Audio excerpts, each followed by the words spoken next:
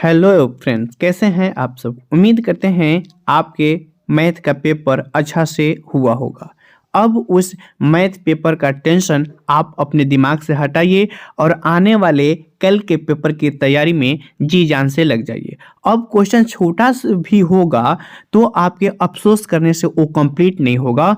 हालांकि इसका बुरा प्रभाव आने वाले सब्जेक्ट पे पड़ेगा, तो उसको वहीं पे छोड़ दीजिए और आगे की तैयारी के लिए अभी से लग जाइए। आज के इस वीडियो में कल के पेपर के लिए साइंस के टॉप सिलेक्टेड मॉडल पेपर लेके आए हैं, जहां से आपके सभी चैप्टर का रिवीजन होता रहे। आपका टाइम वेस्ट नहीं करेंगे। कैसे पढ़ना है, क्या पढ़ना है, इसमें बहुत सारी जानकारियां आप लोगों ने ले रखा है। आइए सर्वप्रथम इसकी शुरुआत करते हैं क्वेश्चन का। आइए आगे बढ़ते हैं।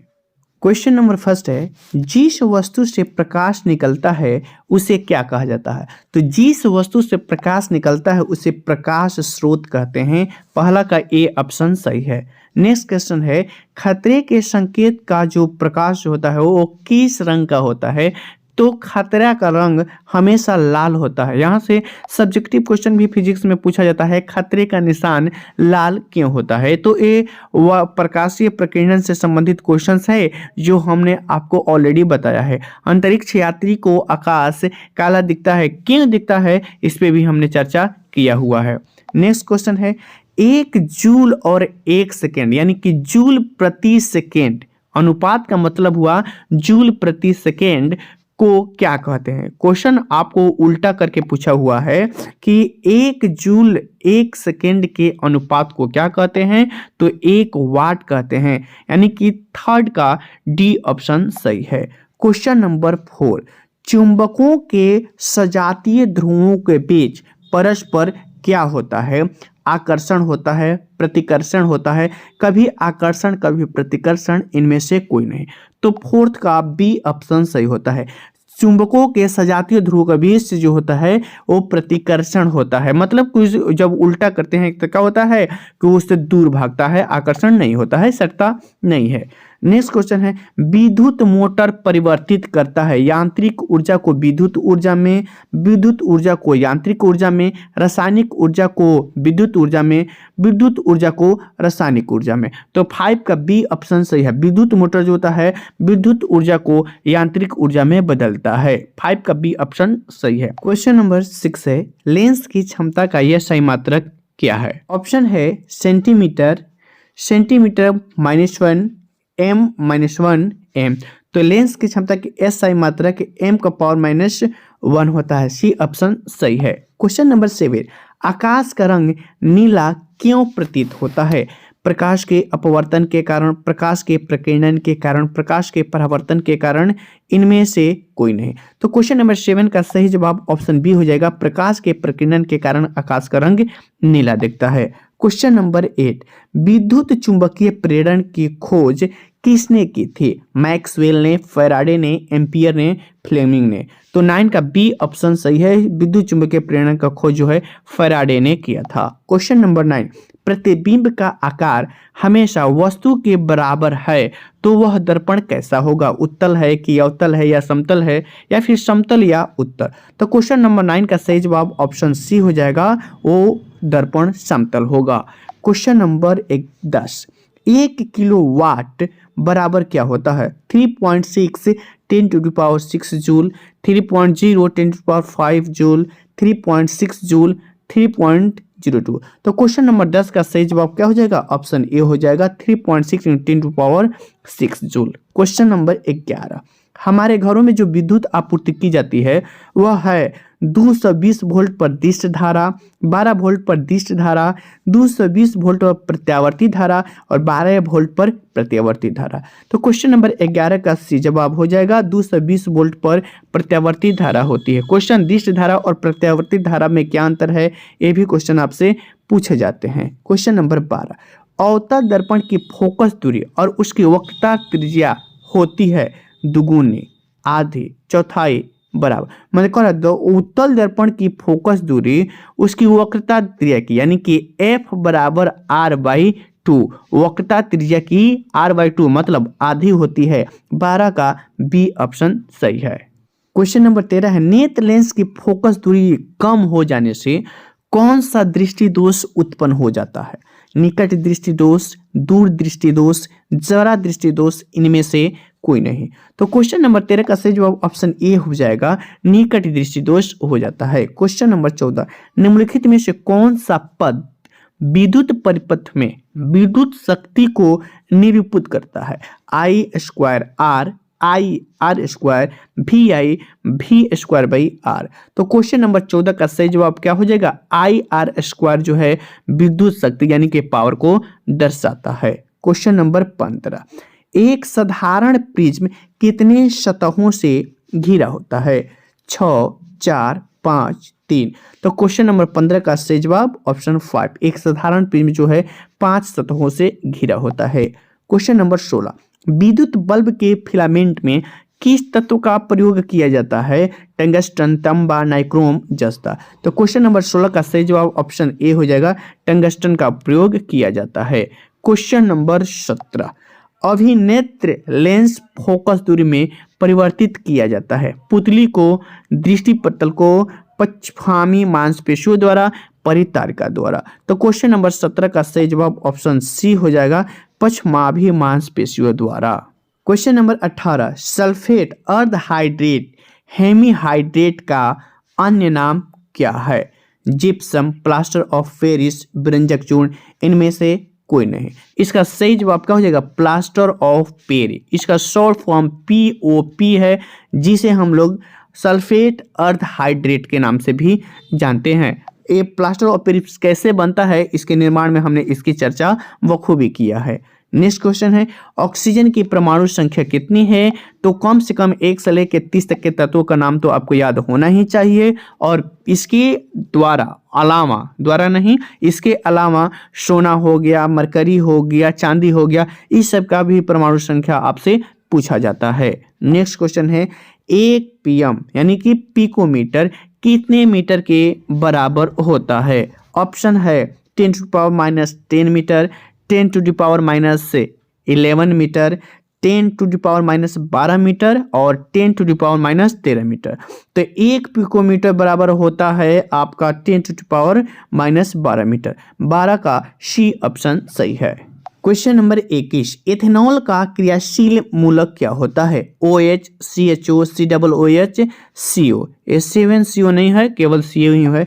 ये है आपका एल्कोहल, जिसे एथेनॉल कहेंगे। एथेनॉल C2H5OH, ये है एथेनॉल का, और इसमें OH है, यानी कि उसका यही होगा क्रियाशील मूलक।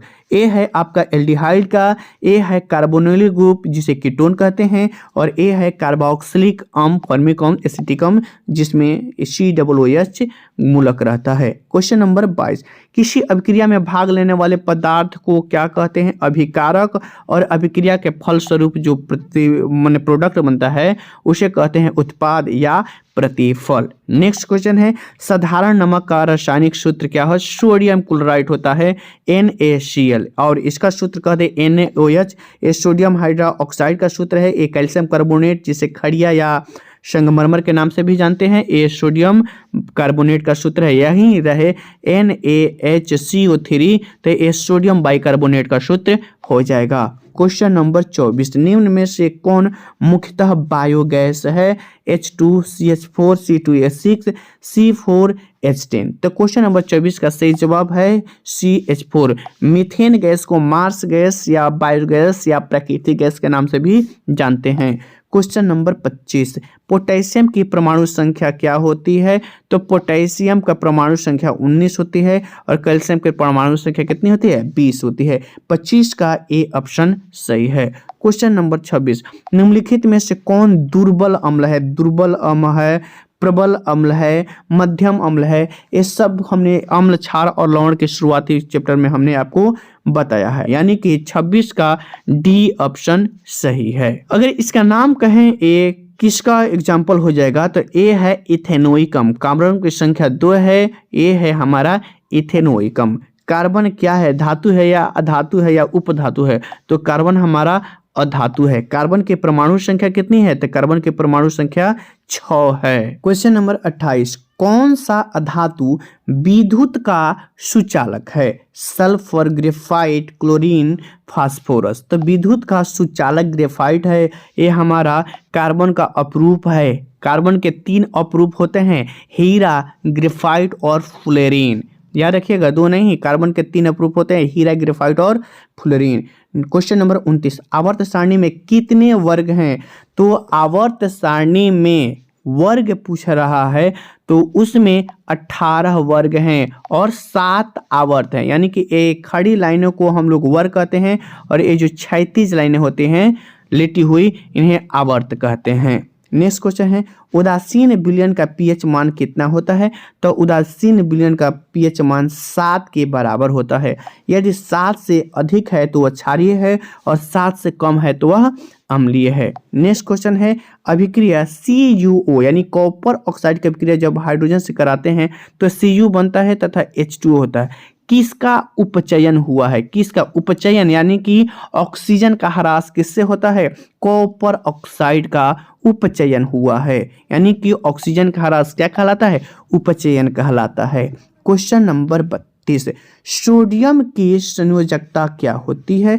1, 2, 8, 11। तो सोडियम की परमाणु संख्या कितनी होगी है? 2, 8, 11। और बाह्यतम कक्षा में उपस्थित इलेक्ट्रॉनों को क्या कहते हैं? उसकी संयोजकता कहते हैं, यानी कि 32 का 1 होगा, 1 है आपका ऑप्शन ए में।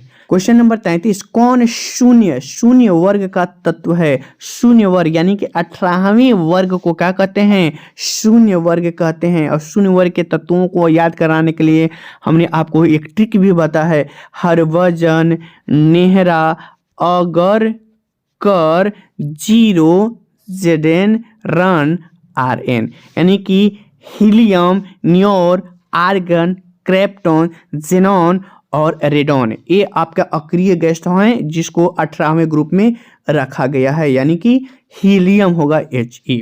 नेक्स्ट क्वेश्चन है, जल दिवस कब मनाया जाता है? 20 मार्च को, 23 मार्च को, 20 अप्रैल को, 23 अप्रैल को। तो क्वेश्चन नंबर 34 का सही जवाब ऑप्शन बी हो जाएगा, 23 मार्च को। क्वेश्चन नंबर 35, किसी पारिस्थितिकी तंत्र में ऊर्जा के ग्रहण करने वाले होते हैं उत्पादक, उपभोक्ता, अपघटनकर्ता, सूक्ष्मजीव। तो क्वेश्चन नंबर 35 का सही जवाब ऑप्शन ए हो जाएगा, उत्पादक होते हैं। Question number 36, adenosine triphosphate ATP क्या है? ऊर्जा का वाहक है या फिर ऊर्जा का संग्राहक है या ऊर्जा का सिक्का है या इनमें से सभी? तो क्वेश्चन नंबर 36 का सही जवाब ऑप्शन डी हो जाएगा, इनमें से सभी। क्वेश्चन नंबर 37, स्वपोषी पोषण के लिए क्या आवश्यक है? कार्बन डाइऑक्साइड तथा जल, क्लोरोफिल, सूर्य का प्रकाश, उपरोक्त सभी। तो क्वेश्चन नंबर 37 का सही जवाब ऑप्शन डी हो जाएगा, जितने भी हरे पौधे हैं वो स्वपोषी हैं, उसके लिए कार्बन डाइऑक्साइड तथा जल, क्लोरोफिल तथा सूर्य का प्रकाश, ये सभी चीजें की आवश्यकता होती है। क्वेश्चन नंबर 38, प्रकाश संश्लेषण द्वारा किसकी प्राप्ति होती है? वसा, प्रोटीन, ग्लूकोज, प्रकाश। तो इसका सही जवाब ऑप्शन डी हो जाएगा, प्रकाश। क्वेश्चन नंबर 39, शुक्राणुओं का मोचन कहाँ होता है? अधिवृषण में, शुक्रवाहिका में, वृषण में, शुक्राशय में। तो क्वेश्चन नंबर 39 का सही जवाब ऑप्शन बी हो जाएगा, शुक्रवाहिका में। क्वेश्चन नंबर 40, ओजोन परत पाया जाता है कहाँ? वायुमंडल के निचले सतह में, वायुमंडल के ऊपरी सतह में, वायुमंडल के मध्य सतह में, इनमें से कोई नहीं। तो क्वेश्चन नंबर 40 का सही जवाब ऑप्शन बी हो जाएगा, वायुमंडल के ऊपरी सतह में। क्वेश्चन नंबर 41 है, अनुवांशिक गुणों का संदेश क्या होता है? DNA अणुओं में, जीव द्रव्य में, तंत्रिका में, मस्तिष्क में। तो क्वेश्चन नंबर 41 का सही जवाब ऑप्शन ए हो जाएगा, DNA अणुओं में। नेक्स्ट क्वेश्चन है, एक नर हार्मोन क्या है? Adrenaline, thyroxine, oestrogen, testosterone. तो क्वेश्चन नंबर 42 का सही जवाब ऑप्शन डी हो जाएगा, टेस्टोस्टेरोन। नेक्स्ट क्वेश्चन है, शुक्राणु का निर्माण होता है वृषण में, गर्भाशय में, अंडाशय में, इनमें से सभी। तो क्वेश्चन नंबर 43 का सही जवाब ऑप्शन ए हो जाएगा, वृषण में। नेक्स्ट क्वेश्चन है, किस वैज्ञानिक को अनुवांशिकी का पिता कहा जाता है? अरस्तु, Gregor, John Mendel, Robert Hooke, इनमें से कोई नहीं। तो क्वेश्चन नंबर 44 का सही जवाब ऑप्शन ए हो जाएगा, मेंडल को। नेक्स्ट क्वेश्चन है, एक कोशिकीय शैवालों में जल का परिवहन होता है? परासरण द्वारा, चालनी नलिकाओं द्वारा, विसरण द्वारा, इनमें से कोई नहीं। तो क्वेश्चन नंबर 45 का सही जवाब ऑप्शन सी, विसरण द्वारा। मछली के हृदय में कोष्ठों की संख्या कितनी होती है? 2, 3, 4, केवल 1। क्वेश्चन नंबर 46 का सही जवाब ऑप्शन ए हो जाएगा, 2 होती है। क्वेश्चन नंबर 47, निम्नलिखित में से कौन एमिनो अम्ल के विखंडन से प्राप्त होता है? Carbon dioxide, carbon monoxide, oxide, ammonia, B और सी। तो एमिनो अम्ल के विखंडन से CO यानी कार्बन मोनोऑक्साइड और NH3 दोनों प्राप्त होता है, इसलिए ऑप्शन डी सही हो जाएगा। क्वेश्चन नंबर 48, लिंग गुण सूत्र का पूर्ण जोड़ा किस में पाया जाता है? पुरुष में या फिर स्त्री में या पुरुष स्त्री दोनों में? इसका सही जवाब ऑप्शन बी हो जाएगा। लिंग गुण सूत्र का पूर्ण जोड़ा जो होता है वो स्त्री में पाया जाता है। तो इस सीरीज में हमने विज्ञान के टॉप मोस्ट ऑब्जेक्टिव क्वेश्चन को देखा। मिलते हैं रात के 9 बजे साइंस के सब्जेक्टिव क्वेश्चन के साथ। आप जरूर और जरूर देखिएगा। तब तक के लिए धन्यवाद।